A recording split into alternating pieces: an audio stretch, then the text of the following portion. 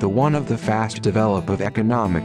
More and more people who live in urban choose to buy private cars instead of using the public transportations. On or before the end of the 2013, China has 0.137 billion vehicles holdings.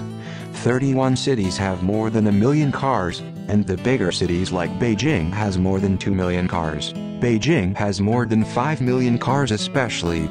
The total numbers of cars, China had already exceed Japan, and catch up the US.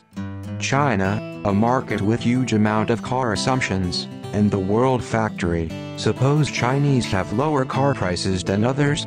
No. Let's go over some examples.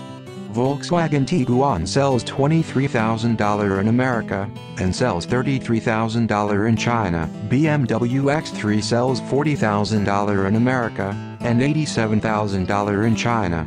Audi Q7 sells $47,000 in America, and $137,000 in China. It is hard to believe that both the US and the China are the markets with huge amount of car assumptions, but the prices setting are entirely different. First, these two countries running their own entirely different taxing system. The import tariff in China is 25%. And 25% of consumption tax for those cars over 3-liter displacement. The consumption tax is especially made for luxury goods, such as liquor, tobaccos, and cars, cosmetic and so on. But in the US these are not considered luxury goods. BMW 740Li, which sells 1.16 million RMB in China and 480,000 RMB of the total price would be the taxes. The different taxing system is the important and the most important reason causes this phenomenon. How about homemade cars? Homemade cars in China do not need to pay import tax, but car factories do need to pay production added value tax, and it is 17%, which means the car factories have to turn in 17% of the total value of raw materials as tax, but the factories those made raw materials had already paid the added value tax before they start produce, so people pay added value tax for one thing twice in different places. However, in lots of Europe and America countries, they execute consumption-type value-added tax.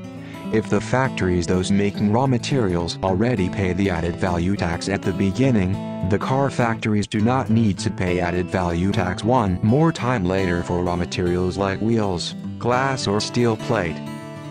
Tax is not the only reason keeps the cars' prices in China much higher than the rest of the world. There are some others. Technology license fee helped to rise the Chinese cars' prices even further. Lots of car companies in China are joint venture car companies. The Chinese side and the foreign side usually holds 50% of the companies, and the foreign side charge 10% of a technology license fee from each car models they brought in. That means for a 200,000 RMB car, the 20,000 of it price would be the tuition that Chinese side paid to the foreign side.